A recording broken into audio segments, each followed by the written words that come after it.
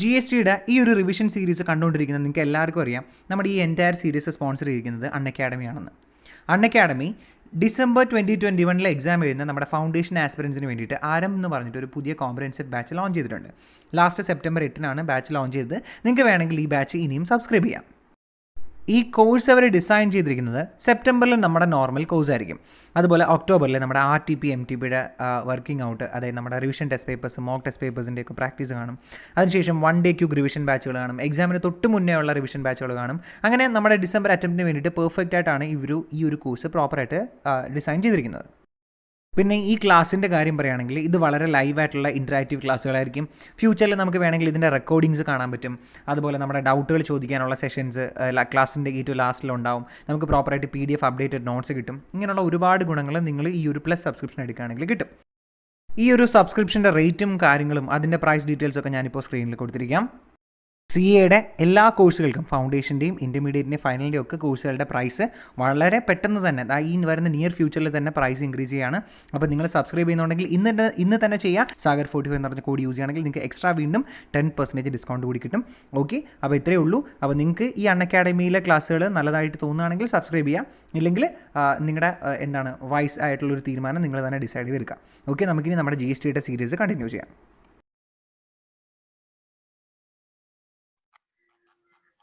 കഴിഞ്ഞ ദിവസം നമ്മൾ TDS TCS വരെ പഠിച്ചിട്ടല്ലേ നിർത്തിയത് അല്ലേ? TDS TCS വരെ കഴിഞ്ഞിട്ടാണ് നമ്മൾ കഴിഞ്ഞ ദിവസത്തെ ക്ലാസ് നിർത്തിയത്. അപ്പൊ ഇനി നമുക്ക് കുറച്ച് കാര്യങ്ങൾ പഠിക്കാനുണ്ട്. അത് നമുക്ക് ഒത്തിരി വലിയ ടോപ്പിക്കുകളൊന്നുമല്ല, ചെറിയ ചെറിയ ടോപ്പിക്കുകളാണ്. പക്ഷെ അതിൽ നിന്ന് മാർക്ക് ചോദിക്കില്ല എന്ന് നമ്മൾ വിചാരിക്കും. കാരണം നമ്മൾ പഠിക്കാനുള്ള ടോപ്പിക്കുകളിൽ ഏറ്റവും കൂടുതൽ പ്രൊവിഷൻസും അതുപോലെ ഏറ്റവും കൂടുതൽ കൺസെപ്റ്റും നമുക്ക് കാര്യങ്ങൾ ഇൻ ഡെപ്തിൽ നല്ല ഡീപ്പായിട്ട് മനസ്സിലാക്കാനുള്ള ടോപ്പിക്കുകളാണ് ഒത്തിരി നമ്മൾ പഠിച്ച്. ഈ time of supply, value of supply, ITC, ഇതുപോലുള്ള ഒത്തിരി ചാപ്റ്റർ. അതിനകത്ത് കുറെ പ്രോബ്ലംസ് ഉണ്ട്, കുറെ പ്രൊവിഷൻസ് ഉണ്ട്, അതിനകത്ത് കുറെ അമെന്റ്മെന്റ്സ് ഉണ്ട്, എക്സംഷൻസ്, അങ്ങനെ കുറെ കാര്യങ്ങൾ നമ്മൾ പഠിച്ചു. അപ്പൊ നമ്മൾ എല്ലാവരും നമ്മുടെ GSTയുടെ കോർ ഏരിയ എന്ന് പറഞ്ഞ് പഠിക്കുന്നത് അത്രയും സാധനങ്ങളായിരിക്കും. പക്ഷേ എക്സാമിന് ചോദിക്കുന്നത് അത് മാത്രമല്ല. കഴിഞ്ഞ ഓൺലൈൻ എക്സാം എഴുതിയിട്ടുണ്ടെങ്കിൽ നിങ്ങൾക്ക് അറിയാം, നമ്മൾ ഇനി പഠിക്കാൻ പോണത് ഇന്നത്തെ വീഡിയോയിൽ നമ്മൾ പഠിക്കാൻ പോണ ലാസ്റ്റ് നമ്മളിപ്പോ ഈ പഠിക്കാൻ പോണ ആ തിയറിയിൽ നിന്ന് ഒരുപാട് ക്വസ്റ്റ്യൻസ് ചോദിച്ചിട്ടുണ്ട്. ഒരുപാട് എന്ന് പറഞ്ഞാൽ നല്ല ഇഷ്ടം പോലെ, മിനിമം 15 മാർക്കിന്റെ ക്വസ്റ്റ്യൻ വരെ ഈ തിയറി ചാപ്റ്ററിൽ നിന്ന് ചോദിച്ചിട്ടുണ്ട്. മനസ്സിലായി? അപ്പൊ നമ്മൾ ആ പ്രാക്ടിക്കൽ പഠിക്കുന്നത് പോലെ തന്നെ തിയറിക്ക് അത്രയ്ക്ക് ഇമ്പോർട്ടൻസ് കൊടുത്ത് പഠിക്കാം. ഓക്കെ, അപ്പൊ നമുക്ക് ആ കുറെ തിയറീസ് ഉണ്ട്. ആ തിയറീസ് ഏതൊക്കെയാണെന്ന് മനസ്സിലാക്കാം. തിയറി അല്ല, സത്യം പറഞ്ഞാൽ ഇതെല്ലാം പ്രാക്ടിക്കൽ ആണ്. പക്ഷെ നമുക്ക് പഠിക്കാനുള്ള എളുപ്പം തിയറി. ഓക്കെ, ശരി.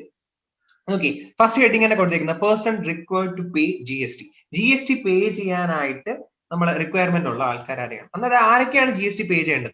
ഈ ഒരു ക്വസ്റ്റ്യൻ പോലും ഇറലവന്റ് ആണ്. നമ്മൾ പഠിച്ചത് വെച്ച് നോക്കുകയാണെങ്കിൽ ഈ ഒരു ക്വസ്റ്റ്യൻ നമുക്ക് സിമ്പിൾ ആയിട്ട് ആൻസർ ചെയ്യാൻ പറ്റും.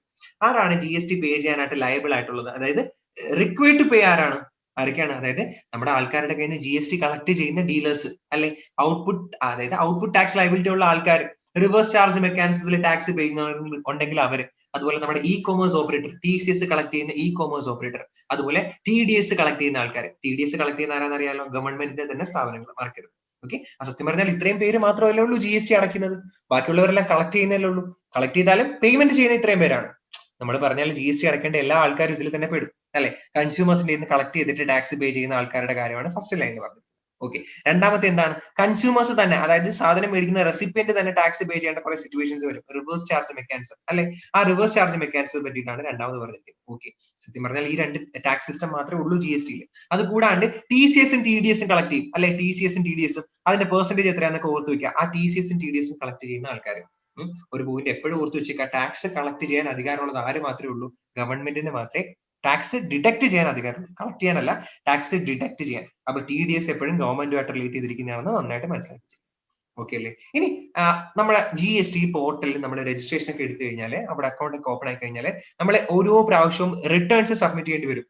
അതായത് നമ്മുടെ ഇൻപുട്ട് സപ്ലൈസ് എത്രയാണ്? ഇൻപുട്ട് സപ്ലൈസ് എന്തോന്നൊന്നും ഞാൻ ഇനി പറയേണ്ട ആവശ്യമില്ല. എന്താണ്? സിമ്പിൾ ആയിട്ട് പറയുകയാണെങ്കിൽ നമ്മൾ നമ്മുടെ പ്രൊഡക്ഷൻ നടത്താനായിട്ട് നമ്മൾ വാങ്ങിക്കുന്ന കുറെ ഗുഡ്സ് ആൻഡ് അല്ലെങ്കിൽ സർവീസസ്, അതുപോലെ മെഷീനറി, അങ്ങനെ എന്ത് വേണമെങ്കിലും ആയിക്കോട്ടെ, ഇതിനെയൊക്കെ നമ്മൾ ഇൻപുട്ട് ഗുഡ്സ് എന്ന് വിളിക്കും. അങ്ങനെ ആ എത്ര ഇൻപുട്ട് ഗുഡ്സ് വാങ്ങി അതിനകത്ത് ITC ഒക്കെ എടുക്കാനൊക്കെ വേണ്ടിയിട്ട് നമ്മൾ ഇൻപുട്ട് ഗുഡ്സിന്റെ റിട്ടേൺ ഫയൽ ചെയ്യും. അതുപോലെ ഔട്ട്പുട്ട് ഗുഡ്സിന്റെ റിട്ടേൺ ഫയൽ ചെയ്യും. അതുപോലെ ITC ഉണ്ടെങ്കിൽ ITC യൂട്ടിലൈസ് ചെയ്യും. എന്തെങ്കിലും പെനാൽറ്റിയോ ടാക്സസോ സെസ്സോ അങ്ങനെ എന്തെങ്കിലും സാധനങ്ങൾ ഉണ്ടെങ്കിൽ അതൊക്കെ നമ്മൾ പേ ചെയ്യണം, അല്ലെ? നമ്മൾ നോർമൽ ബിസിനസ്സിലെ അക്കൗണ്ടുകൾ മെയിൻറ്റെയിൻ ചെയ്യുന്നത് പോലെ എന്ന് നമുക്ക് പറയാൻ പറ്റില്ല. പക്ഷെ വേണമെങ്കിൽ നമുക്ക് പഠിക്കാനുള്ള എളുപ്പത്തിന് അങ്ങനെ പറയാം. അതുപോലെ ഈ GST പോർട്ടലിൽ ഒരു രജിസ്ട്രേഷൻ എടുത്ത ആൾക്ക് വേണ്ടിയിട്ട് 3 അക്കൗണ്ടുകൾ കാണും. അക്കൗണ്ട് അല്ല, 3 ലെഡ്ജേഴ്സ് കാണും. നമ്മൾ ലെഡ്ജർ എന്നാണ് വിളിക്കുന്നത്. അതായത് ഒന്നുമില്ല, നമ്മുടെ ഡീറ്റെയിൽസിനെ എല്ലാം ഒന്ന് കാറ്റഗറൈസ് ചെയ്ത് ഒന്ന് ഗ്രൂപ്പ് ചെയ്ത് മാറ്റിയിട്ട് അതിനെയാണ് നമുക്ക് ലെഡ്ജേഴ്സ് എന്ന് വിളിക്കാം. ഓക്കെ, അതെല്ലാം ഇലക്ട്രോണിക്കലാണ്. ഇലക്ട്രോണിക്കൽ എന്ന് പറഞ്ഞാൽ ഫിസിക്കലി അതിനൊരു ഫോമാറ്റും കാര്യങ്ങളൊന്നുമില്ല.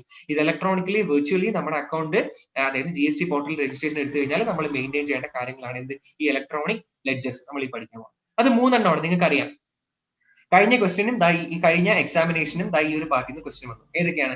Electronic cash ledger, electronic credit ledger, electronic liability ledger. 3 ലെഡ്ജേഴ്സിന്റെ പേര് എന്തൊക്കെയാണ്? Electronic cash ledger, electronic credit ledger, electronic liability ledger. മനസ്സിലായോ? ഇലക്ട്രോണിക് ക്യാഷ് എന്ന് പറഞ്ഞാൽ അതിനകത്ത് വരെ എന്താണെന്ന് അറിയുമോ, നമ്മള് അതായത് നമ്മൾ നടത്തുന്ന ഡെപ്പോസിറ്റുകൾ ഞാൻ പറഞ്ഞുതരാം ഈ സംഭവം ആക്ട് ചെയ്യുന്നത് എങ്ങനെയാണ്. ഓക്കെ, അതായത് നമ്മൾ ആദ്യമേ എന്ത് ചെയ്യും, നമ്മുടെ കുറെ ഗുഡ്സുകൾ വാങ്ങിക്കും. ബിസിനസ് തുടങ്ങാനായിട്ട് കുറെ ഗുഡ്സും കാര്യങ്ങളും എല്ലാം മേടിക്കും. അപ്പൊ നമുക്ക് എന്ത് ചെയ്യും, നമ്മുടെ രജിസ്ട്രേഷൻ എടുത്തിട്ടുള്ള ആൾക്കാരാണെങ്കിൽ നമുക്ക് അതിനകത്ത് ITC ക്ലെയിം ചെയ്യാൻ പറ്റും. നമ്മൾ കഴിഞ്ഞ ക്ലാസ്സിലൊക്കെ പഠിച്ചതാണ്. അപ്പൊ നമുക്ക് എന്ത് ചെയ്യാൻ പറ്റും, ഈ ITCക്ക് വേണ്ടിയിട്ടുള്ള എവിഡന്റ് ആയിട്ടുള്ള ഡോക്യുമെന്റ് ഉണ്ടെങ്കിലും അവർ പറഞ്ഞിരിക്കുന്ന ആ ഒരു കണ്ടീഷൻസ് എല്ലാം സാറ്റിസ്ഫൈ ചെയ്തിട്ടുണ്ടെങ്കിൽ നമുക്ക് എന്ത് ചെയ്യാം, ഇവര് ആദ്യം ഇപ്പോൾ റിട്ടേൺ ഫയൽ ചെയ്യാം. ഓക്കെ, റിട്ടേൺ ഫയൽ ചെയ്തപ്പോൾ ഗവൺമെന്റ് മനസ്സിലായി, ഓക്കെ കറക്റ്റ് ആണ്, മാച്ചിങ് കൺസെപ്റ്റ് അവരെ വർക്ക് ചെയ്യും. എങ്ങനെയാണ്, നമുക്ക് ആ സാധനം തന്ന സപ്ലയർക്ക് അത് ഔട്ട്പുട്ട് സപ്ലൈ ആണെങ്കിലും ഔട്ട്പുട്ട് സപ്ലൈ ആയിരിക്കും. അപ്പൊ അയാൾ റിട്ടേൺ ഫയൽ ചെയ്തിരിക്കണം, അയാൾ GST പേ ചെയ്തിരിക്കണം. ഈ ഡീറ്റെയിൽസ് എല്ലാം ഗവൺമെന്റിൽ കാണും. അപ്പൊ ഓട്ടോമാറ്റിക് ആയിട്ട് ആ സാധനം നമുക്ക് വരും. ഓക്കെ അല്ലേ? അതുപോലെ എന്ത് ചെയ്യും, നമ്മൾ ഓരോ വർഷവും നടത്തിയ ഓരോ മാസവും നടത്തിയ സപ്ലൈസ്, നമ്മുടെ ഔട്ട്പുട്ട് സപ്ലൈസ്, നമ്മൾ നടത്തിയ സെയിലിന്റെ ഡീറ്റെയിൽസ് നമ്മൾ മന്ത്ലി റിട്ടേൺ ഫയൽ ചെയ്യും. ഓക്കെ, ശരി. അപ്പോ ആ GST പോർട്ടലിൽ തന്നെ ഓട്ടോമാറ്റിക് ആയിട്ട് വരും.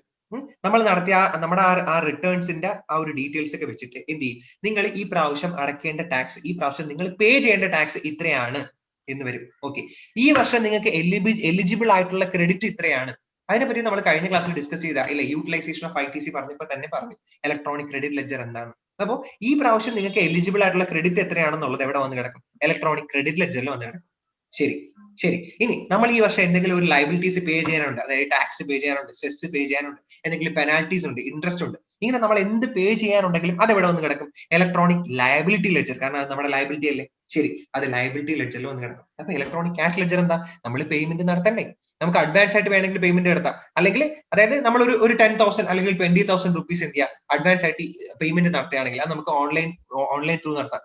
10,000 രൂപ വരെയുള്ള ഡെപ്പോസിറ്റുകളാണെങ്കിൽ നമുക്ക് അല്ലാണ്ട് ക്യാഷോ ചെക്കോ ഒക്കെ യൂസ് ചെയ്തിട്ട് പേയ്മെന്റ് നടത്താം. 10,000 രൂപയിൽ മുകളിലാണെങ്കിൽ അത് ഓൺലൈൻ മാത്രമേ നമുക്ക് ട്രാൻസാക്ഷൻ നടത്താൻ പറ്റൂ. അങ്ങനെയൊക്കെ ഉണ്ട്. ഓക്കെ, അതൊന്നും പ്രശ്നമില്ല. അങ്ങനെ നമ്മൾ പേ ചെയ്യുന്ന പൈസ, അതിന് ഡെപ്പോസിറ്റ് ചെയ്യുന്ന പൈസ എവിടെ വന്ന് കിടക്കും, ഇലക്ട്രോണിക് ക്യാഷ് ലെഡ്ജറിൽ വന്ന് കിടക്കും.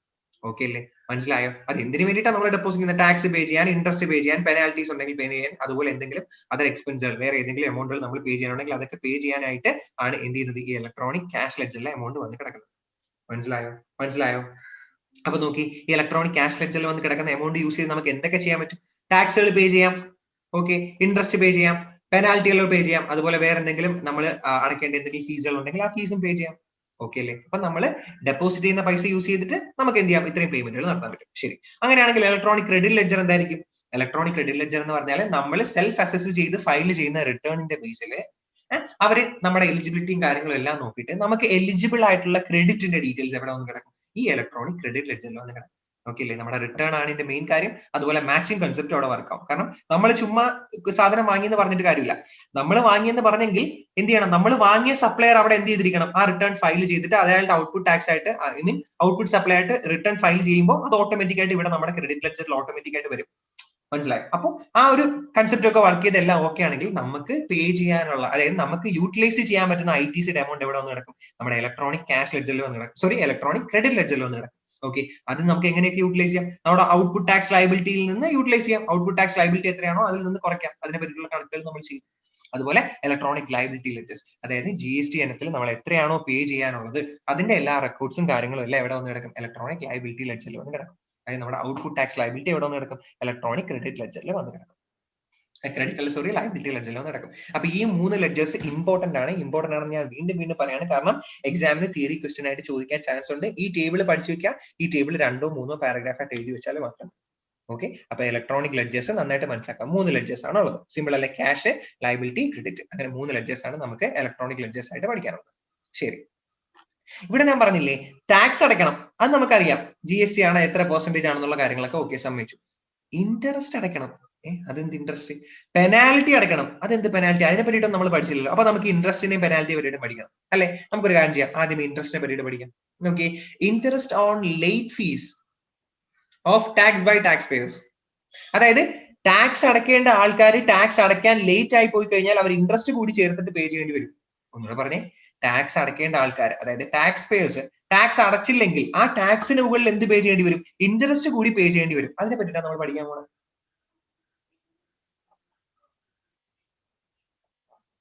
മനസ്സിലായോ? നമുക്ക് നോക്കാം.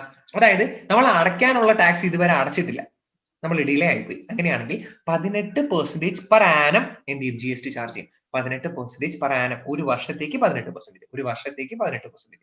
അപ്പൊ എത്ര നാളത്തേക്ക് ഉണ്ടെന്ന് നോക്കാം. അതിന് 18% വരും. നമ്മൾ സാധാരണ നോർമൽ കാൽക്കുലേഷൻ വെച്ചിട്ട് നമ്മൾ എന്ത് ചെയ്യും? ടാക്സ് അല്ല, സോറി, ഇൻട്രസ്റ്റ് പേ ചെയ്യേണ്ടി വരും. എന്ത് പേ ചെയ്യേണ്ടി വരും? ഇൻട്രസ്റ്റ് പേ ചെയ്യേണ്ടി വരും. എന്താണ്? Interest on late payment of tax by tax payers. Tax payers അടയ്ക്കേണ്ട ടാക്സിന് മുകളിൽ എന്ത് ചെയ്യും? 18% ഇൻട്രസ്റ്റ്. അപ്പൊ നമ്മുടെ ടാക്സ് ലയബിലിറ്റി എത്രയാണോ, അതായത് നമ്മൾ അടയ്ക്കേണ്ടത് ലാസ്റ്റ് വന്ന ഔട്ട്പുട്ട് ടാക്സ് ലയബിലിറ്റി എന്ന് പറഞ്ഞാൽ എത്രയാണ്? ഒരു 20,000 രൂപയാണ്. ആ 20,000 രൂപയാണ് നമ്മൾ അടച്ചില്ലെങ്കിൽ 2 മാസം കഴിഞ്ഞിട്ടാണ് അടയ്ക്കുന്നത്. അങ്ങനെയാണെങ്കിൽ 20,000-ന് എത്ര? 2 മാസത്തേക്ക് ഈ 18% ഇൻട്രസ്റ്റ് കൂടി നമ്മൾ പേ ചെയ്യേണ്ടി വരും. എന്തായിട്ട്? ഒരു ലേറ്റ് ഫീസ് ആയിട്ട്. ഓക്കെ അല്ലേ? അതുപോലെ നമ്മൾ എക്സസ് ആയിട്ടുള്ള ക്രെഡിറ്റ് യൂട്ടിലൈസ് ചെയ്ത് കഴിഞ്ഞാൽ, എന്തെങ്കിലും ഫ്രോഡോ ഫേക്ക് ഡോക്യുമെന്റ്സോ ഒക്കെ വെച്ചിട്ടോ, അല്ലെങ്കിൽ നമ്മൾ യൂസ് ചെയ്യാൻ പറ്റിയ, നമ്മൾ എലിജിബിൾ അല്ലാത്ത എക്സസ് ആയിട്ടുള്ള എന്തെങ്കിലും ITC യൂട്ടിലൈസ് ചെയ്ത് കഴിഞ്ഞാൽ അവിടെ 24% ആയിരിക്കും നമ്മൾ അടയ്ക്കേണ്ടി വരുന്ന ഇൻട്രസ്റ്റ്. അതായത് തിരിച്ച് റീഫണ്ട് ചെയ്യുന്ന സമയത്ത് 24% ആയിരിക്കും അടയ്ക്കേണ്ടി വരുന്ന റീഫണ്ട്. ഓക്കെ അല്ലേ? മനസ്സിലായോ? ഇത് ഞാൻ നേരത്തെ പറഞ്ഞ പോയിന്റ് ആണ്. അതായത് നമ്മൾ 10,000 രൂപ 10,000 വരെയുള്ള പേയ്മെന്റ് ആണെങ്കിൽ ക്യാഷ് യൂസ് ചെയ്തിട്ടോ ചെക്ക് യൂസ് ചെയ്തിട്ടോ ഡിമാൻഡ് ഡ്രാഫ്റ്റ് യൂസ് ചെയ്തിട്ടോ ഒക്കെ നമുക്ക് പേയ്മെന്റ് നടത്താൻ പറ്റും. 10,000 രൂപയിൽ മുകളിലാണെങ്കിൽ ഡിജിറ്റൽ മോഡിൽ മാത്രമേ നടത്താൻ പറ്റൂ. ആ ഡിജിറ്റൽ മോഡ് എന്താ? ഡിജിറ്റൽ മോഡ് ഇവിടെ മുകളിൽ ഡിസ്കസ് ചെയ്തിട്ടുണ്ട്. നമുക്ക് അറിയാവുന്ന കാര്യങ്ങളാ. കേട്ടിട്ടില്ലേ? എന്താണ് NEFT എന്നൊക്കെ കേട്ടിട്ടില്ലേ? NEFT, RTGS, ആ സംഭവങ്ങളൊക്കെ. അതായത് ഇവിടെ കിടപ്പുണ്ട് നാഷണൽ ഇലക്ട്രോണിക് ഫണ്ട് ട്രാൻസ്ഫർ, അതുപോലെ റിയൽ ടൈം ഗ്രോസ് സെറ്റിൽമെന്റ്, അതുപോലെയുള്ള അതായത് നമ്മുടെ നോർമൽ അക്കൗണ്ട് ട്രാൻസ്ഫർ ഇല്ലേ, അതിന് പല പേരിൽ വിളിക്കുന്നേ ഉള്ളൂ. അപ്പൊ ഇതാണ് 10,000 രൂപയ്ക്ക് മുകളിൽ നടത്തുമെങ്കിൽ, 10,000 രൂപയ്ക്ക് മുകളിലുള്ള ട്രാൻസാക്ഷൻ ആണെങ്കിൽ നമ്മൾ എന്ത് ചെയ്യേണ്ടത്? ഈ ക്യാഷ് ഡെപ്പോസിറ്റ് ചെയ്യേണ്ട ഫോർമാറ്റ്. മനസ്സിലായോ? മനസ്സിലായോ? ഇനി അടുത്തെന്ന് നോക്കി, interest to be paid by the department. അത് നമുക്ക് മനസ്സിലാക്കാം. അതായത് നമ്മളിപ്പോ GST അടയ്ക്കാൻ ഒന്ന് ലേറ്റ് ആയി പോയി കഴിഞ്ഞാൽ അവർ നമ്മുടെ കയ്യിൽ നിന്ന് 18% മേടിക്കും. GST അടയ്ക്കാൻ നമ്മൾ ലേറ്റ് ആയി പോയി കഴിഞ്ഞാൽ 18% മേടിക്കും. ശരി, നമ്മളെങ്ങാണോ ഇച്ചിരി ഒരു കുറച്ചെങ്ങാണോ ITC എങ്ങാണോ കൂടുതൽ ക്ലെയിം ചെയ്ത് കഴിഞ്ഞാൽ അവരെന്ത് ചെയ്യും? നമ്മുടെ കയ്യിൽ നിന്ന് 24%, അതും പറയാനുമാണ് 24% പറയാനും ഇൻട്രസ്റ്റ് നമ്മുടെ കയ്യിൽ നിന്ന് മേടിക്കും. അങ്ങനെയാണെങ്കിൽ അവരെന്തെങ്കിലും മിസ്റ്റേക്ക് വരുത്തി നമുക്ക് കിട്ടാനുള്ള ഒരു റീഫണ്ടോ അല്ലെങ്കിൽ നമുക്ക് ഇങ്ങോട്ട് കിട്ടാനുള്ള എന്തെങ്കിലും ഒരു പേയ്മെന്റ് അവർ തന്നില്ല, അത് ഡിലേ ചെയ്യും. ശരി, നമ്മൾ അടയ്ക്കാനുള്ള ടാക്സ് ഡിലേ ചെയ്താൽ അവർക്ക് ഇൻട്രസ്റ്റ് ക്ലെയിം ചെയ്യാമെങ്കിൽ നമുക്ക് കിട്ടാനുള്ള ഒരു റീഫണ്ടോ അല്ലെങ്കിൽ നമുക്ക് കിട്ടാനുള്ള ഒരു പേയ്മെന്റോ ഡിലേ ചെയ്ത് കഴിഞ്ഞാൽ നമുക്ക് എന്ത് ചെയ്യാൻ പറ്റും? നമുക്ക് ഒരു ഇൻട്രസ്റ്റ് ക്ലെയിം ചെയ്യാൻ പറ്റും. അപ്പൊ നമ്മൾ അതിനെ പറ്റിയിട്ടാണ് പഠിക്കാൻ പോകുന്നത്. എന്ത്? നമ്മുടെ ആ ടാക്സ് ഡിപ്പാർട്ട്മെന്റ്, നമ്മുടെ central board of indirect tax and customs എന്ന് പറയുന്ന ഡിപ്പാർട്ട്മെന്റ് നമുക്ക് ഇങ്ങോട്ട് തരാനുള്ള റീഫണ്ടിൽ എന്തെങ്കിലും ഡിലേ ഓഫ് പേയ്മെന്റോ കാര്യങ്ങളോ എന്തെങ്കിലും വരുത്തിയിട്ടുണ്ടെങ്കിൽ അതിനെ പറ്റിയിട്ടാണ് നമ്മൾ പഠിക്കാൻ പോകുന്നത്. നോക്കി, refund of tax has been withdrawn from a person on account of an appeal. അതായത് സംഭവം പറഞ്ഞുതരാം ഞാൻ. അതായത് നമ്മൾ എന്തെങ്കിലും ഒരു റീഫണ്ടിന് ക്ലെയിം ചെയ്തു, അപ്പൊ അവർ സമ്മതിച്ചില്ല, റീഫണ്ട് ആണെന്ന് സമ്മതിച്ചില്ല. അതിനുശേഷം അവർ അത് അപ്പീൽ കൊടുത്തു. അതിനുശേഷം അവർ എന്ത് ചെയ്തു? അപ്പീൽ കൊടുത്തു. നമ്മൾ ആ പ്രോപ്പർ ഓഫീസർ അല്ലെങ്കിൽ നമ്മുടെ കൺട്രോളറോ ആരാന്ന് വെച്ചാൽ കോർട്ടോ എന്തെങ്കിലും ആയിക്കോട്ടെ, നല്ല അതോറിറ്റി ഉള്ള ആൾക്കാർ അതിനകത്തൊരു ഡിസിഷൻ എടുത്തു. അതായത് അയാൾ പറഞ്ഞത് കറക്റ്റ് ആണ്, അതായത് നമ്മൾ ടാക്സ് പേയേഴ്സ് പറഞ്ഞത് കറക്റ്റ് ആണ്, അയാൾക്ക് റീഫണ്ട് കൊടുത്തേ പറ്റൂ. ഓക്കെ അല്ലേ? അപ്പൊ നമ്മൾ റീഫണ്ടിന് എന്താണോ ക്ലെയിം ചെയ്തത് അന്ന് മുതൽ നമുക്ക് ആ റീഫണ്ട് തരുന്ന അന്ന് വരെയുള്ള സമയമില്ലേ, ആ സമയത്തേക്ക് നമുക്ക് ഇൻട്രസ്റ്റ് കിട്ടണം. കാരണം അന്ന് അവർ സമ്മതിച്ചിരുന്നെങ്കിൽ നമുക്ക് അന്ന് കിട്ടാനുള്ളതായിരുന്നു ആ എമൗണ്ട്. അത് അന്ന് അവർ തന്നില്ല റീഫണ്ട്. അവർ എന്ത് ചെയ്തു? അത് എന്തെങ്കിലും അപ്പീൽ നടത്തി ഡിലേ ചെയ്തു. എന്നിട്ട് മുന്നോട്ട് പോയപ്പോ later found to eligible to pay, അതായത് കുറച്ച് നാൾ കഴിഞ്ഞപ്പോൾ പല ഡിസ്കഷനും കാര്യങ്ങളും മീറ്റിംഗും ഒക്കെ കഴിഞ്ഞ് നമുക്ക് മനസ്സിലായി, അതിന്റെ എൻക്വയറി ഒക്കെ കഴിഞ്ഞപ്പോൾ മനസ്സിലായി ലേറ്റർ നമ്മൾ എലിജിബിൾ ആണ് ആ ഒരു പേയ്മെന്റ് കിട്ടാൻ വേണ്ടിയിട്ട്. അങ്ങനെയാണെങ്കിൽ ആ പേയ്മെന്റിനോടൊപ്പം 6% per annum നമുക്ക് ഇൻട്രസ്റ്റ് കൂടി കിട്ടണം. ആ പേയ്മെന്റിനോടൊപ്പം എന്ത് കിട്ടണം? 6% annum ഇൻട്രസ്റ്റ് കൂടി നമുക്ക് കിട്ടണം. ഓക്കെ അല്ലേ? ശരിയല്ലേ? മനസ്സിലായോ? അപ്പൊ ഇതെന്താ പറഞ്ഞിരിക്കുന്നത്? റീഫണ്ട് ഉണ്ട്, റീഫണ്ട് തന്നില്ല, അത് എന്തെങ്കിലും അപ്പീൽ ചെയ്ത് വെച്ചു, ആ അപ്പീൽ നമുക്ക് ഫേവർ ആയിട്ട് ഗ്രാൻഡ് ആയി. അങ്ങനെയാണെങ്കിൽ ആ എമൗണ്ട് തരുമ്പോൾ അതിനോട് 6% കൂടി നമുക്ക് എന്ത് ചെയ്യണം? ഇൻട്രസ്റ്റ് തരണം. ശരി, സമ്മതിച്ചു. ഇനി അടുത്ത കാര്യം എന്താണെന്ന് പറഞ്ഞു നോക്കി. നമുക്ക് എന്തെങ്കിലും ഒരു റീഫണ്ട് നമ്മൾ എലിജിബിൾ ആണ്. ഓക്കെ, നോക്കി, refund of tax has not been given to a person within 60 days of the date of receipt of application of refund. അതായത് നമ്മൾ റീഫണ്ടിന് വേണ്ടിയിട്ടുള്ള ആപ്ലിക്കേഷൻ അടച്ചു, നമ്മൾ റീഫണ്ടിന് വേണ്ടിയിട്ടുള്ള ആപ്ലിക്കേഷൻ സബ്മിറ്റ് ചെയ്തു. അങ്ങനെ സബ്മിറ്റ് ചെയ്തിട്ടും 60 ദിവസത്തിനുള്ളിൽ നമുക്ക് ആ റീഫണ്ട് തന്നില്ല. 60 ദിവസത്തിനുള്ളിൽ നമുക്ക് ആ റീഫണ്ട് തന്നില്ല. അങ്ങനെയാണെങ്കിൽ ആ 60 ദിവസം കഴിഞ്ഞിട്ട് എത്ര ദിവസം എടുക്കുന്നു, ആ ഓരോ ദിവസത്തിനും പെർ ആനം ബേസിൽ 6% ഇൻട്രസ്റ്റ് നമുക്ക് ചാർജ് ചെയ്യാം. പെർ ആനം ബേസിൽ 6% ഇൻട്രസ്റ്റ് കൂടി ചാർജ് ചെയ്യാം. അതായത് 60 ദിവസം കഴിഞ്ഞിട്ട്. ഓക്കെ അല്ലേ? അപ്പൊ നിങ്ങൾ ആലോചിക്കുക, ഇതുപോലെ ഇൻട്രസ്റ്റിന്റെയോ ഏതെങ്കിലും ഡേറ്റിന്റെയോ ഒക്കെ ക്വസ്റ്റ്യൻസ് കിട്ടുകയാണെങ്കിൽ നിങ്ങൾ ഉറപ്പായിട്ടും ആലോചിക്കുക, അവിടെ ഇയർ കാണും, ആ ഇയർ ലീപ്പ് ഇയർ ആണോ അല്ലേ എന്ന് ശ്രദ്ധിക്കുക. എനിക്ക് തോന്നുന്നു കഴിഞ്ഞ എക്സാമിനും അതേ സെയിം പ്രോബ്ലം ഉണ്ടായിരുന്നു, അതായത് ലീപ്പ് ഇയറിന്റെ. എനിക്ക് തോന്നുന്നു ആദ്യമേ നടന്ന ഓൺലൈൻ എക്സാം ആണോ രണ്ടാമത് നടന്ന ഓൺലൈൻ എക്സാം ആണോ എന്ന് എനിക്കറിയില്ല. ഒരു പ്രോബ്ലത്തിൽ ഇതുപോലെ ഡേയ്സ് കാൽക്കുലേറ്റ് ചെയ്യാനുണ്ടായിരുന്നു. സിമ്പിൾ ക്വസ്റ്റൻ ആണ്, ഒരു 30 ദിവസത്തിന്റെ കാൽക്കുലേഷൻ ആണ്. പക്ഷെ അവിടെ ഡേ ഇയർ എന്ന് പറഞ്ഞ ലീപ്പ് ഇയർ ആയിരുന്നു, ഫെബ്രുവരി തന്നെ തരും. അപ്പൊ നിങ്ങൾ ആലോചിക്കുക, ഏതെങ്കിലും ഒരു നമ്മൾ ഡേറ്റ് കാൽക്കുലേറ്റ് ചെയ്യുന്ന സമയത്ത് ഫെബ്രുവരി വരെയാണെങ്കിലോ ഇയർ വരെയാണെങ്കിലോ ഉറപ്പായിട്ടും അത് ലീപ്പ് ഇയർ ആണോ അല്ലെങ്കിൽ ശ്രദ്ധിക്കുക. എങ്ങനെയാ ലീപ്പ് ഇയർ കണ്ടുപിടിക്കുന്നത്? ഒന്ന് പറഞ്ഞേ നിങ്ങൾ. എങ്ങനെയാ നമ്മൾ ഒരു ഇയർ കണ്ടാല് ആ ഇയർ ലീപ്പ് ഇയർ ആണോ അല്ലെങ്കിൽ എങ്ങനെയാ മനസ്സിലാക്കാൻ പറ്റും? അതെ, 4 കൊണ്ട് ഡിവൈഡ് ചെയ്യാം. ഓക്കെ അല്ലെ? 4 കൊണ്ട് ഡിവൈഡ് ചെയ്യാം. 4 കൊണ്ട് ഡിവൈഡ് ചെയ്യുമ്പോൾ എന്തെങ്കിലും ഒരു റിമൈൻഡർ വരെയാണെങ്കിൽ അത് നമ്മളെ നോർമൽ ഇയർ ആണ്. റിമൈൻഡർ വന്നില്ല, 0 ആണ്, കംപ്ലീറ്റ്ലി ഡിവിസിബിൾ ആണെങ്കിൽ അത് എന്താണ്? ലീപ്പ് ഇയർ ആണ്. ഓക്കെ അല്ലേ? അതായത് നമ്മുടെ 2015. ഓക്കെ ഓക്കെ, ഞാൻ പറഞ്ഞത് കറക്റ്റ് ആണ്. അപ്പൊ ഡിവിസിബിൾ ആയി കഴിഞ്ഞാൽ അത് എന്താണ്? ലീപ്പ് ഇയർ ആണ്. ഡിവിസിബിൾ അല്ലെങ്കിൽ അത് ലീപ്പ് ഇയർ അല്ല. ഓക്കെ, റിമൈൻഡർ വരണം, ഞാൻ ശ്രദ്ധിക്കുക. അപ്പൊ ലീപ്പ് ഇയർ ആണോ അല്ലെന്ന് നന്നായിട്ട് മനസ്സിലാക്കി വെക്കാം. ഓക്കെ, അപ്പൊ രണ്ടാമത്തെ കാര്യം നമുക്ക് മനസ്സിലായി. മൂന്നാമത്തെ കാര്യം എന്താണ്? Refund ordered by adjudicating authority, appeal authority, or അതായത് നമ്മുടെ ഈ എന്തെങ്കിലും കേസോ കാര്യങ്ങളോ അങ്ങനെ എന്തെങ്കിലുമൊക്കെ കൊടുത്തു. ചിലപ്പോൾ അങ്ങനെ നടക്കാം. ഒരുപാട് കേസുകളുണ്ട്. നമ്മൾ പഠിക്കുന്ന പല കേസ് ലോസും നമ്മുടെ ഈ ബോർഡും അതായത് നമ്മുടെ ഈ ഡിപ്പാർട്ട്മെന്റും അതുപോലെ വ്യക്തികളും തമ്മിലുള്ളതാണ്. അപ്പൊ ആ ഒരു കേസിൽ ഒരു വിധി ഉണ്ടായി കഴിഞ്ഞാൽ എന്താണെന്നറിയാമോ? അതൊരു ലോ ആണ്. നമ്മൾ പണ്ട് പഠിച്ചിട്ടില്ലേ ലോയ്ക്കകത്ത്? അതായത് കോർട്ട് ഒരു ജഡ്ജ്മെന്റ് ഇറക്കുകയാണെങ്കിൽ ആ ജഡ്ജ്മെന്റ് വീണ്ടും നമ്മുടെ നാട്ടിൽ ഒരു ലോ ആണ്, അതൊരു നിയമമാണ്. മനസ്സിലായോ? അപ്പോ നമ്മൾ അത് കണക്ക് നമ്മൾ ഡിപ്പാർട്ട്മെന്റ് തമ്മിലോ ആരെങ്കിലും ഒക്കെ ആയിക്കോട്ടെ, എന്തായാലും നമ്മൾ റീഫണ്ടിന് വേണ്ടിയിട്ട് ഒരു അപ്പീൽ നടത്തി. അത് കോർട്ടിന്റെയോ ഏതെങ്കിലും ഒരു അതോറിറ്റി ഉള്ള ഒരു സ്ഥലത്താണ് അപ്പീൽ നടത്തിയത്. അങ്ങനെയാണെങ്കിൽ അവിടെ കിട്ടാനുള്ള നമ്മുടെ റീഫണ്ട് 60 ദിവസത്തിനുള്ളിൽ തന്നില്ലെങ്കിൽ അവിടെ 9% GST, 9% ഇൻട്രസ്റ്റ് നമുക്ക് തരണം. ഓക്കെ അല്ലേ? നമ്മൾ നേരത്തെ പറഞ്ഞു റീഫണ്ട് കിട്ടാനുള്ളത് അവർ തന്നില്ലെങ്കിൽ 6% ഇൻട്രസ്റ്റ്. പക്ഷെ റീഫണ്ട് കിട്ടാനുള്ളത് നമ്മുടെ കോർട്ടാണ് പറയുന്നത്, കോർട്ട് ഇടപെട്ടാണ് പറഞ്ഞത് റീഫണ്ട് കൊടുക്കണം. എന്നിട്ടും തന്നില്ലെങ്കിൽ 9% ഇൻട്രസ്റ്റ്. എന്നിട്ടും 60 ദിവസത്തിനുള്ളിൽ തന്നില്ലെങ്കിൽ 9% ഇൻട്രസ്റ്റ്. ഓക്കെ അല്ലേ? പിന്നെ ഒരു പ്രശ്നമുണ്ട്, നമ്മുടെ ഈ റീഫണ്ട് എമൗണ്ട് എന്ന് പറയുന്നത് 1000 രൂപയിൽ താഴെയാണെങ്കിൽ റീഫണ്ട് ഒന്നും ക്ലെയിം ചെയ്യാൻ നിൽക്കേണ്ട, ആരും തരില്ല. മനസ്സിലായോ? അതായത് നെഗ്ലിജിബിൾ ആണ്. അതായത് റീഫണ്ടിന്റെ ഗ്രാൻഡ് ടോട്ടൽ എന്ന് പറയുന്നത് 1000 രൂപയ്ക്ക് മുകളിലായിരിക്കണം. അങ്ങനെയാണെങ്കിൽ നമുക്ക് റീഫണ്ട് കിട്ടും. മനസ്സിലായോ? സിമ്പിൾ കാര്യമല്ലേ? അപ്പൊ ഈ 3 പോയിന്റ് ഇമ്പോർട്ടന്റ് ആണ്. നിങ്ങൾക്ക് ഭാഗ്യം ഉണ്ടെങ്കിൽ ഇത്തവണത്തെ എക്സാമിന് ചോദിക്കും. കഴിഞ്ഞ പ്രാവശ്യം ചോദിച്ചിട്ടുണ്ടായിരുന്നു. കഴിഞ്ഞ പ്രാവശ്യം റിട്ടേൺ ഫയൽ ചെയ്തില്ലെങ്കിൽ വരാൻ പോണ പെനാൽറ്റിയെ പറ്റിയിട്ടാണ് ചോദിച്ചത്. ഞങ്ങളൊക്കെ എന്ത് ചോദിച്ചറിയാമോ? സത്യം പറഞ്ഞാൽ ഇത് വലിയ പിടിയില്ലായിരുന്നു. ഞാൻ ആ പറഞ്ഞ ഓരോ റിട്ടേൺ GSTR 1ഉം 3ഉം 3Bയും എന്താന്നൊക്കെ എഴുതി വെച്ചു. ആ റിട്ടേണിന്റെ ഡ്യൂ ഡേറ്റ് അങ്ങനെയാണ് ഇങ്ങനെയാണെന്നൊക്കെ വെച്ചിട്ട് ലാസ്റ്റ് ഒരു സ്റ്റേറ്റ്മെന്റിനകത്ത് എന്താണ് ആ പെർസെന്റേജ് അറിയാവുന്നത് പോലെയൊക്കെ കറക്റ്റ് ഉദ്യോഗം എഴുതിയത്. അപ്പോൾ ഈ ഇൻട്രസ്റ്റ് റേറ്റ് നമ്മൾ സ്കിപ്പ് ചെയ്ത് കളയരുത്, ഇമ്പോർട്ടന്റ് ആണ്. ഓക്കെ അല്ലേ? അപ്പൊ നമുക്ക് ഇനി റിട്ടേൺസിനെ പറ്റിയിട്ട് പഠിക്കാം. അപ്പൊ നമുക്ക് എന്തിനെ പറ്റി പഠിക്കാം? റിട്ടേൺസിനെ പറ്റിയിട്ട് പഠിക്കാം. ഓക്കെ, ഈ റിട്ടേൺസിനെ പറ്റിയിട്ട് പഠിക്കുമ്പോൾ നമ്മൾ നേരത്തെ പഠിച്ചൊരു ക്വസ്റ്റ്യൻ ഞാൻ നിങ്ങളോട് ചോദിക്കാം. കോമ്പോസിഷൻ ടാക്സബിൾ പേഴ്സൺ ആരാണ്? Composition taxable person. ഫയൽ ചെയ്യേണ്ട റിട്ടേൺ ഏതാണ്? ആ റിട്ടേൺ എങ്ങനെയാണ് പേ ചെയ്യേണ്ടത്? അതായത് മന്ത്ലി ആണോ, ക്വാർട്ടർലി ആണോ, അതോ ഇയർലി ആണോ? അതിന്റെ ഡേറ്റ് ഒന്ന് പറഞ്ഞേ. നമ്മൾ പഠിച്ചതാണ്, പഠിച്ച ആൾക്കാരുണ്ടെങ്കിൽ പറയണം. ഒന്നുകൂടെ പറഞ്ഞേ. കോമ്പോസിഷൻ ടാക്സബിൾ പേഴ്സൺ ഫയൽ ചെയ്യേണ്ട റിട്ടേൺ ഏതാണ്? ആ റിട്ടേൺ മന്ത്ലി ആണോ ഫയൽ ചെയ്യുന്നത്? സെപ്റ്റംബർ 18 അത് മന്ത്ലി ആണോ ഫയൽ ചെയ്യേണ്ടത്? അതുപോലെ ആ റിട്ടേണിന്റെ ഡ്യൂ ഡേറ്റ് എന്നാണെന്ന് പറഞ്ഞേ. Okay, April 18. ശരി, അപ്പൊ നിങ്ങൾ എല്ലാവരും ആ ടോപ്പിക് നന്നായിട്ട് പഠിച്ചിട്ടുണ്ടെന്ന് എനിക്ക് മനസ്സിലായി. ക്വാർട്ടർലി, ശരി, നമുക്ക് നോക്കാം. നമുക്ക് ആ റിട്ടേണിനെ പറ്റിയിട്ട് നമുക്ക് മുമ്പോട്ട് ഡിസ്കസ് ചെയ്യാം. ശരി, ആദ്യമേ നമ്മൾ അറിയേണ്ട റിട്ടേൺ ആണ് GSTR 1. എന്താണ്? GST returns 1, GSTR 1. ആ GSTR 1 എന്ന് പറഞ്ഞാൽ എന്താണ്? നമ്മൾ ഞാൻ ഈ ഹൈലൈറ്റ് ചെയ്യുന്ന വേർഡുകൾ മാത്രം നിങ്ങൾ പഠിച്ചാൽ മതി. GSTR 1 എന്ത്? Output supply. അതായത് നമ്മുടെ ഔട്ട്പുട്ട് സപ്ലൈസ് എത്രയാണെന്നുള്ള ഡീറ്റെയിൽസ് കാണിക്കാൻ വേണ്ടിയിട്ടാണ് GSTR 1 ഫയൽ ചെയ്യുന്നത്. ആ GSTR 1 ഫയൽ ചെയ്യുന്നത് എന്താണ്? മന്ത്ലി ആണ്. GSTR 1 ഫയൽ ചെയ്യുന്നത് മന്ത്ലി ആണ്. എങ്ങനെ? 10th of next month, അടുത്ത മാസത്തിന്റെ 10ാം തീയതിക്കുള്ളിൽ നമ്മൾ GSTR 1 ഫയൽ ചെയ്തിരിക്കണം. അടുത്ത മാസത്തിന്റെ 10ാം തീയതി, 10th of next monthിനുള്ളിൽ നമ്മൾ എന്ത് ചെയ്തിരിക്കണം? GSTR 1 ഫയൽ ചെയ്തിരിക്കണം. മനസ്സിലായോ? ഇവിടെ നമ്മൾ അറിഞ്ഞിരിക്കേണ്ട ഒരേ ഒരു ഡേറ്റ് എന്താണ്? അല്ല, ഒരേ ഒരു കാര്യം എന്താണ്? ഔട്ട്വേർഡ്. മനസ്സിലായോ? ആ ഔട്ട്വേർഡ് എന്ന് പറഞ്ഞാൽ അതായത് നമ്മുടെ ഔട്ട്വേർഡ് സപ്ലൈക്ക് വേണ്ടിയിട്ട് നമ്മൾ നടത്തുന്ന സപ്ലൈ, ടാക്സബിൾ സപ്ലൈസ് എത്രയാണെന്ന് നോക്കുക. ആ സപ്ലൈസിന്റെ ഡീറ്റെയിൽസ് കാണിക്കാൻ വേണ്ടിയിട്ടാണ് GSTR 1 ഫയൽ ചെയ്യുന്നത്. ആ GSTR 1 മന്ത്ലി ആണ് ഫയൽ ചെയ്യുന്നത്. എല്ലാ മാസവും റിട്ടേൺ ഫയൽ ചെയ്യണം. അപ്പൊ ഞാൻ ചോദിക്കാം, നമ്മുടെ അറിവിന് വേണ്ടിയിട്ടെന്നല്ല, നമ്മൾ കണക്ക് ചെയ്യുമ്പോഴൊക്കെ നമ്മുടെ മനസ്സിൽ വേണ്ടതാണ്.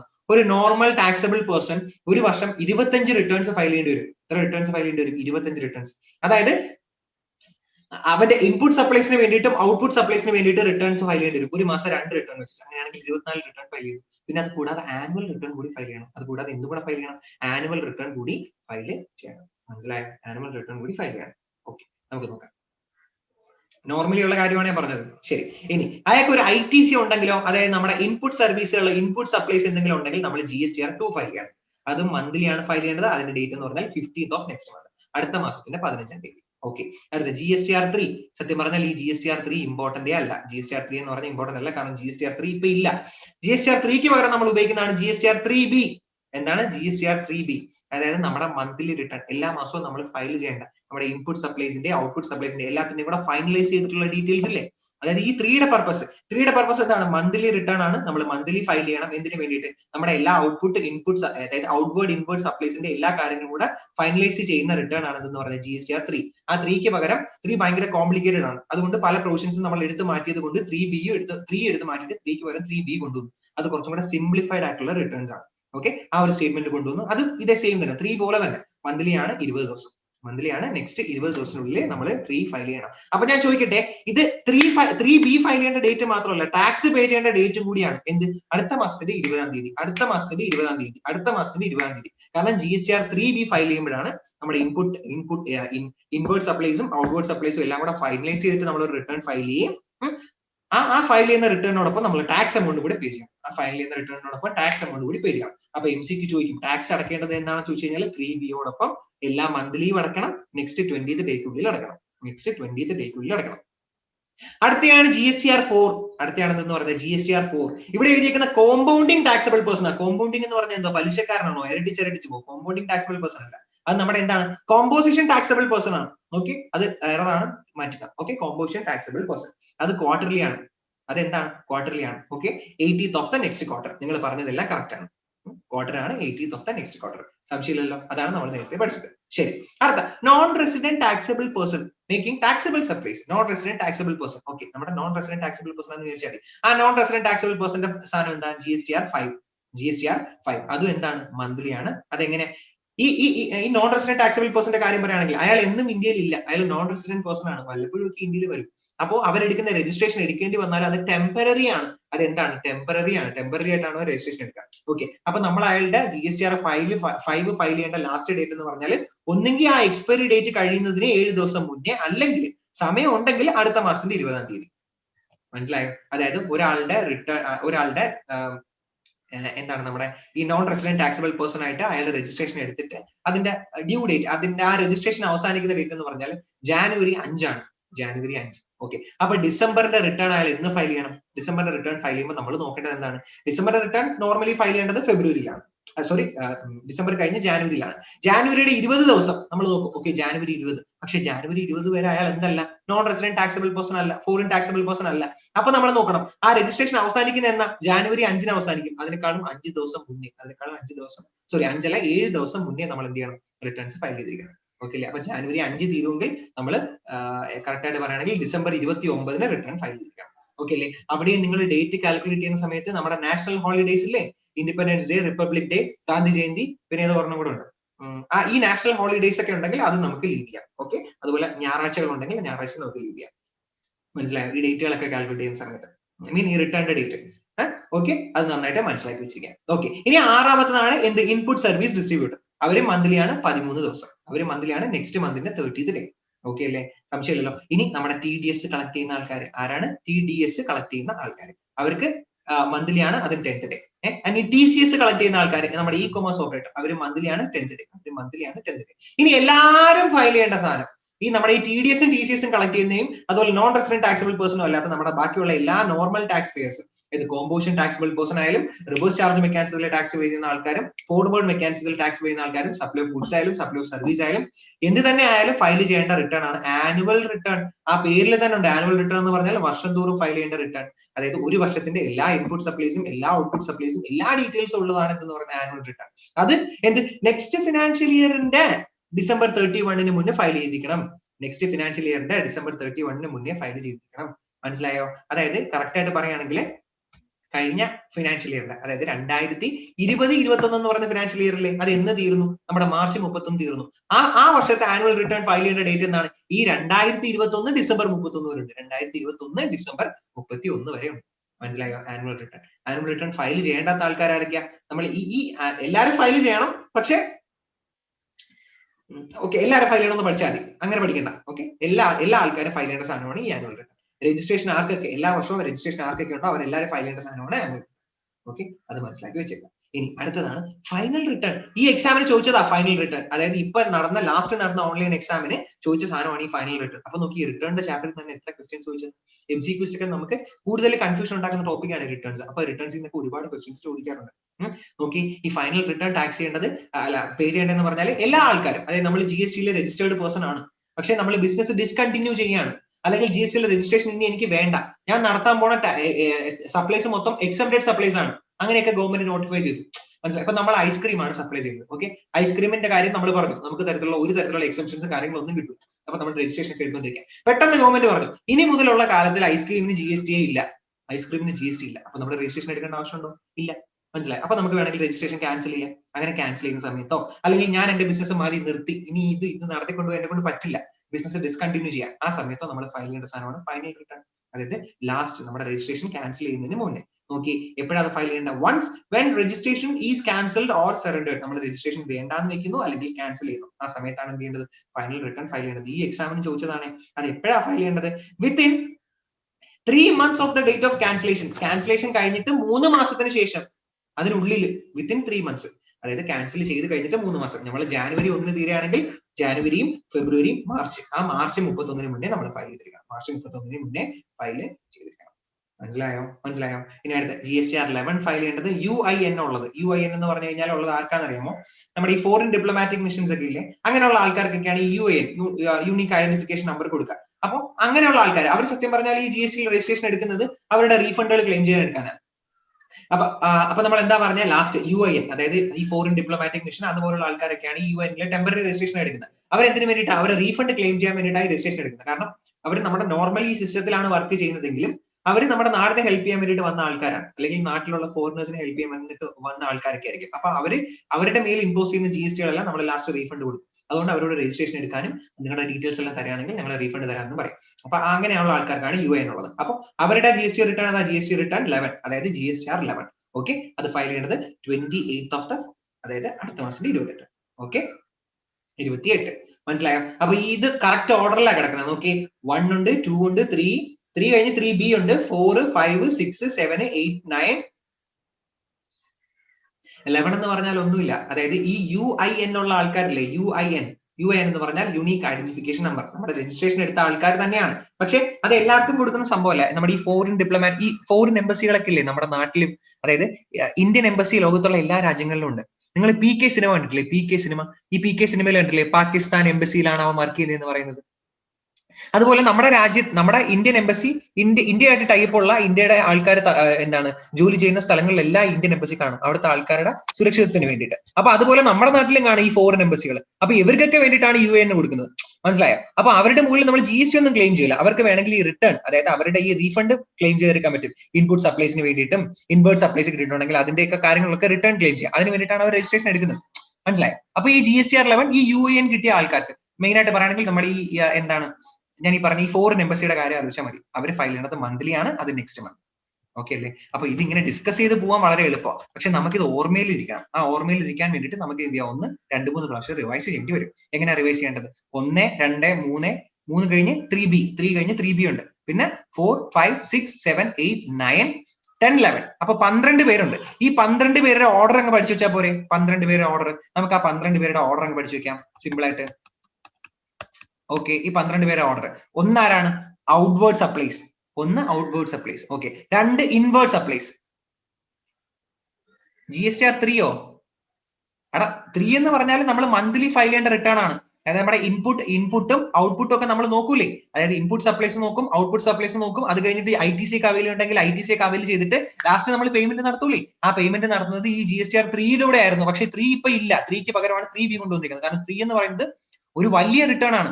സത്യം പറഞ്ഞാൽ ഒരു ഈ GST 3 കൊണ്ടുവന്ന സമയത്ത് അത് വായിച്ചു നോക്കി എക്സ്പീരിയൻസ് ആയിട്ടുള്ള ചാർട്ടേഡ് അക്കൗണ്ടിന് പോലും മനസ്സിലാവുന്നില്ല ഇതിൽ പകുതി എഴുതി വെച്ചേക്കുന്നത് എന്താണ്. അപ്പൊ 3 ക്യാൻസൽ ചെയ്തിട്ട് ഒന്നുകൂടെ സിംപ്ലിഫൈ ചെയ്തിട്ട് കൊണ്ടുവന്നതാണ് 3B.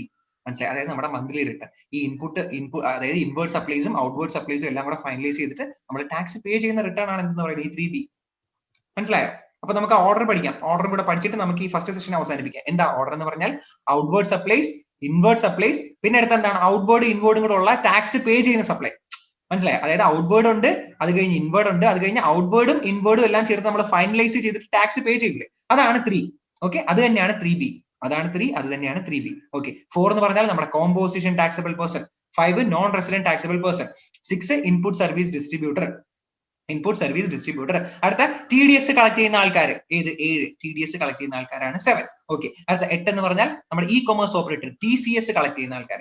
9 എന്ന് പറഞ്ഞാൽ final return.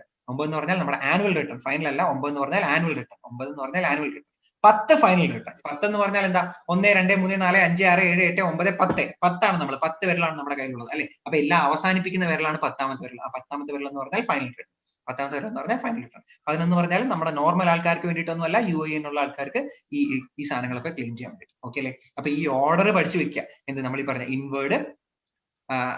Outward, inward, finalise ചെയ്ത് ടാക്സ് പേ ചെയ്യുന്ന return, composition taxable person, non resident taxable person, എന്ത് input service distributor, TDS deduct ചെയ്യുന്ന ആൾക്കാർ, TCS കളക്ട് ചെയ്യുന്ന ആൾക്കാർ, final return annual return, final return, UAE എന്നുള്ളത്. ഫൈനൽ റിട്ടേൺ, അത് കഴിഞ്ഞ് UAE എന്നുള്ളത്. ഓക്കെ അല്ലേ. ഈ ഓർഡർ പഠിച്ചു വെക്കുക. ഔട്ട്പുട്ട്, ഇൻപുട്ട്, അതുപോലെ നമ്മുടെ ഫൈനലൈസ് ചെയ്ത് ടാക്സ് പേ ചെയ്യുന്ന return, composition taxable person, non resident taxable person, input service distributor, TDS, TCS, annual return, final return, UAE. Okay അല്ലേ. ഈ ഓർഡർ പഠിച്ചു വെക്കുക. ഈ 11 നന്നായിട്ട് മനസ്സിലാക്കുക. ഓക്കെ അല്ലേ, പ്രശ്നമൊന്നുമില്ലല്ലോ. അപ്പൊ റിട്ടേൺ വരെ നന്നായിട്ട് മനസ്സിലായോ? ഒരു റിപ്ലൈ തന്നെ. ഈ റിട്ടേണിന്റെ ഈ 11 ഏത് ചോദിച്ചാലും നമ്മൾ എഴുതണം. 11 12 ഏത് ചോദിച്ചാലും എഴുതണം. ഓക്കെ, നമ്മൾ ഇനി വർക്ക്ഔട്ട് ചെയ്യാൻ പോണ ലാസ്റ്റ് പറഞ്ഞില്ലേ ഒരു MCQ ബാങ്ക് ഉണ്ട്, അത് വർക്ക്ഔട്ട് ചെയ്യുമ്പോൾ ഇതിലെ പല ക്വസ്റ്റ്യൻസും കയറി വരും. പക്ഷെ എല്ലാവരും റിപ്ലൈ തരണം. ഓക്കെ, ഇനി എപ്പോ ചോദിച്ചാലും ഈ 11 നമ്മൾ അറിയിക്കും.